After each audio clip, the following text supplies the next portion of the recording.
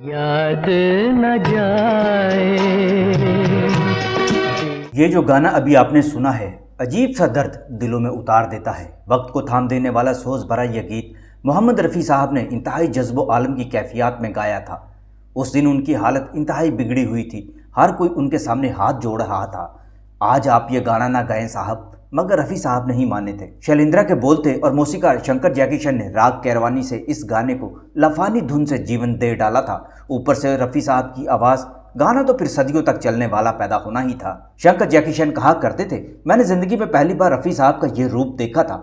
उनकी आंखें बंद थी, बदन आग की तरह झुलस रहा था, माथे से पसीना बह रहा था, चेहरा शिद्दत जज्बात से सुर्ख हो रहा था, मगर वो सरशारी में डूबे हुए थे। ऐसा लग रहा था जैसे मेरे सामने कोई इंसान नहीं, कोई रूह राग कैरवानी में फजाओं में जल तरंग बखेरती जा रही है। दोस्तों, 1963 में मीना कुमारी और राजेंद्र कुमार की फिल्म दिल एक मंदिर के इस दर्द भरे गाने की अपनी एक तारीख है, जो रफ़ी साहब ने अपने जज्बा जुनून से लिखी थी। कोई गुलकार आज तक ऐसा पैदा नहीं हो सका जो 104 बुखार में सिर्फ अपनी कमिटमेंट पूरी करने के लिए स्टूडियो में मौजूद हो, और फिर ऐसी हालत के मौसीकार और साजिंदों की टीम को भी जब ये पता चल चुका हो कि रफ़ी साहब की हालत बहुत ख़राब है, और ऐसी हालत में गाने की कोशिश करना खुद पर जुल्म करने के मुतरातिब होगा। लेकिन ये रफ़ी साहब ही थे जो खुद पर जुल्म कर लेते थे, मगर दूसरों का नुकसान नहीं होने देते थे।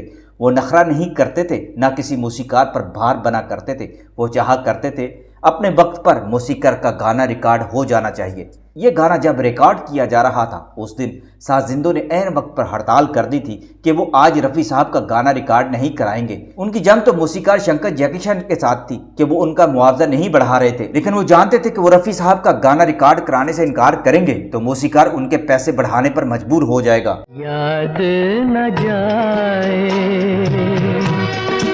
इस गीत को बम्बई की फेमस लैब में रिकॉर्ड किया जाना था, लेकिन कई दिनों की रिहर्सल के बाद रिकॉर्डिंग की तारीख भी फाइनल हो चुकी थी। मगर रिकॉर्डिंग से सिर्फ एक दिन पहले रफ़ी साहब को 104 बुखार हो गया था। सर दर्द के साथ रफ़ी साहब का बदन भी दर्द से दुख रहा था। इस सब के बावजूद रफ़ी साहब को यह बात मालूम थी कि अगर बुखार की वजह से वो गाना रिकॉर्ड कराने स्टूडियो नहीं गए तो मौसीकार जोड़ी का नुकसान कितना ज़्यादा हो जाएगा।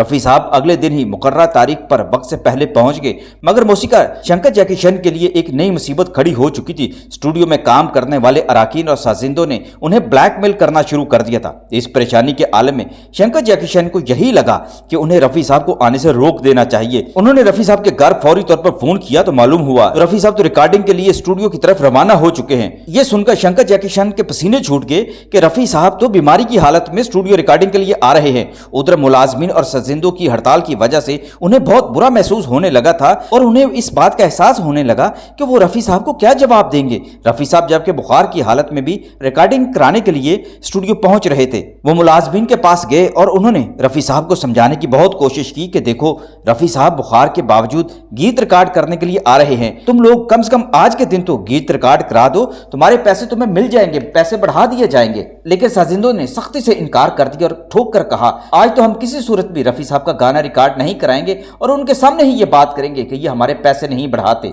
इसी दौरान रफ़ी साहब की गाड़ी आ पहुंची तो वो अपने सेक्रेटरी ज़हीर के साथ स्टूडियो में दाखिल हुए। उन्हें अभी तक सूरत हाल का अंदाजा नहीं था कि अंदर क्या गेम चल रही है। शंकर जैकीशन परेशान थे कि कैसे वो रफ़ी साहब को सूरत हाल के पेश नज़र दूसरे दिन की रिकॉर्डिंग के लिए आमादा करें। शंकर जैकीशन ने रफ़ी साहब से कहा, देखें आपकी तबीयत आज बहुत ख़राब है, तो आप कुछ देर के लिए आराम कर लें, जब आप ठीक हो जाएंगे तो हम रिकॉर्डिंग फिर कर लेंगे। रफ़ी साहब ने कहा, अरे भाई, आज मैं जब आ गया हूं तो रिकॉर्डिंग तो अभी हम कर लेंगे, मेरी हालत जैसी भी है मैं इस पर काबू पा लूंगा, लेकिन मैं आपकी तारीख को आगे नहीं ले जा सकता। आपका गाना मैं आज ही रिकॉर्ड कराऊंगा, चाहे मेरी तबीयत जितनी चाहे बिगड़ जाए। रफ़ी साहब को उस वक्त तक बिल्कुल नहीं पता था कि शंकर जैकीशन उनकी तबीयत की वजह से सिर्फ मना कर रहे हैं या उन्हें साजिंदों की ब्लैकमेलिंग का भी सामना है। इसी दौरान हड़ताल करने वाले साजिंदों तक ये बात पहुंच गई कि रफ़ी साहब तो 104 बुखार के बावजूद भी, जबकि उनका बदन भी टूट रहा है, तो वो गीत रिकॉर्ड करने के लिए स्टूडियो आगे है। ये कमिटमेंट देखकर तमाम मुलाजमीन और सजिंदे इंतहाई परेशान हो गए और शर्मिंदगी से रिकॉर्डिंग लैब में आकर अपने अपने आलात सीधे करने लगे। शंकर जैकीशन ये सब देखकर हैरान रह गए कि ये कैसे मुमकिन हो गया। ये तो करामत हो गई कि बिना किसी के समझाए वो तमाम मुलाजमीन जो उन्हें धमकियां दे रहे थे वो रफ़ी साहब का गाना रिकॉर्ड करने के लिए राजी हो गए थे। गाना अपने वक्त पर रिकॉर्ड हो गया। बाद में शंकर जैकीशन ने साजिंदों से पूछा कि तुम लोग तो मेरी बात नहीं सुन रहे थे, लेकिन ये गाना रिकॉर्ड कराने पर तुम रजामंद कैसे हो गए हो। साजिंदों ने कहा कि रफ़ी साहब की यह हालत देखकर उनका दिल नहीं माना कि वो आज आपको इस हवाले से हड़ताल करके मजबूर करें कि आप उनके पैसे बढ़ाएं।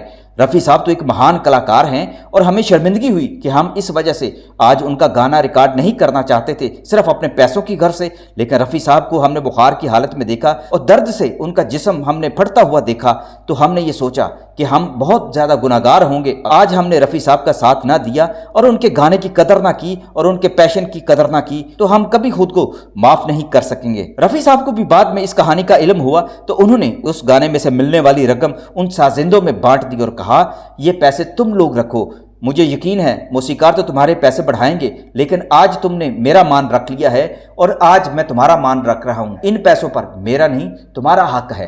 याद न जाए